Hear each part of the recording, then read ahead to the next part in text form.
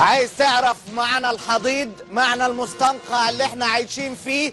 عايز تشم ريحته؟ واقول لك بعد 24 ساعة الاحتفال الرسمي بنقل السفارة الأمريكية للقدس اعترافا رسميا من أمريكا بالقدس عاصمة للصهاينة، وبعد المجزرة اللي ارتكبها الصهاينة بقتل 62 فلسطيني سلمي وجرح أكثر من 2500، هذه هي أبرز ردود الأفعال.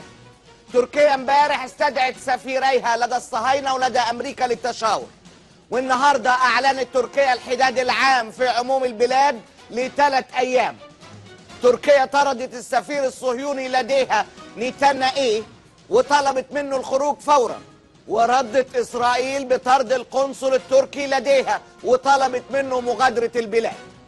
جنوب أفريقيا استدعت سفيرها في إسرائيل على خلفية المذبحة البشعة. جنوب أفريقيا مندوب بوليفيا في الأمم المتحدة قال الكلمتين اللي ما قدرش زعيم عربي حتى يفكر فيهم في أبشع أحلامه. وسمعنا حماس حماس حماس مرارا وتكرارا، ولكن لم نسمع إشارة إلى السبب الحقيقي في هذا الوضع، ألا وهو الاحتلال الاحتلال الاحتلال. كل قنابل الدخان دي عشان تغطي على الاحتلال الاحتلال الاحتلال، الكلمتين اللي تاخدهم وتحطهم في عينين أي أشوس من الأشاوس اللي بيحكمونا. المظاهرات اللي خرجت تنديدا بنقل السفارة وبالمذبحة كانت النهاردة في جنوب افريقيا ايضا، والمانيا ولوس انجلوس. عايز اسمع صوت المظاهرات، واسبانيا وفرنسا ونيويورك والدنمارك وتركيا لليوم الثاني على التوالي. في العالم العربي التظاهرات كانت اليوم في جنوب لبنان وصنعاء، اما في تونس فقد منعت الشرطة المتظاهرين من حتى الاقتراب من السفارة الأمريكية، كتر خيرهم. في باقي أنحاء الوطن العربي ما كانتش الشرطة محتاجة إنها تفرق المتظاهرين ولا ترشهم بخراطيم المية ولا تضرب قنابل دخان، لأن ما كانش فيه متظاهرين أصلا.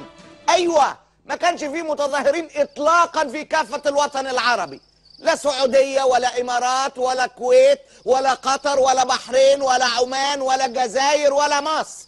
لا، كان في مصر، عشان ما نظلمش مصر، كان في المواطن علي الفيل القاطن بدير النحاس تظاهر وحيدا أمام نقابة المحامين. أيوة، تم الدعوة لمظاهرة حاشدة أمام نقابة المحامين تضامنا مع القدس، وجت الكاميرات وجم المصورين، وجه علي الفيل وحيدا ينوب عن وطن محتل مغتصب فيه 100 مليون مواطن.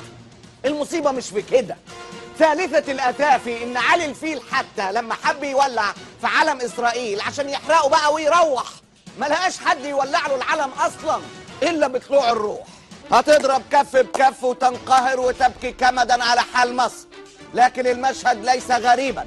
سحق العسكر الشعب وركعوهم لدرجة إن في مواطنين كانوا بيهتفوا جوه المترو النهارده ضد حكم العسكر بعد رفع سعر تذكرة المترو الخرافي. جزاهم الله كل خير. أم مواطن حاطط عليهم عشان عنده صداع. حكم العسكر يسقط النظام، يسقط النظام. قولوا للشعب عيب عليك يا بس انا قاعدين نقول من امبارح ما نمتش وراح امتحان ومصدق. احنا اسفين فعلا، مالنا احنا بالصداع ده؟ اذا كان مالنا ومال تذكرة المترو في مصر فيبقى بديهي ان مالنا احنا ومال القدس. الله يمسيك بالخير يا ابو مازن. عندها يزول العجب، عندها يزول العجب ان علي الفيل هو الوحيد اللي نزل في مصر عشان القدس. العسكر اغتصبوا الشعب في مصر لدرجة ما بقاش يفرق مع الشعب مين يغتصب في حتة تانية، ما بقاش قادر الشعب يلوح بايديه حتى منعا لاغتصابه هو شخصيا. لا عجب، فقد فعل العسكر في مصر ما لم يفعله عسكر الصهاينة. الله غالب.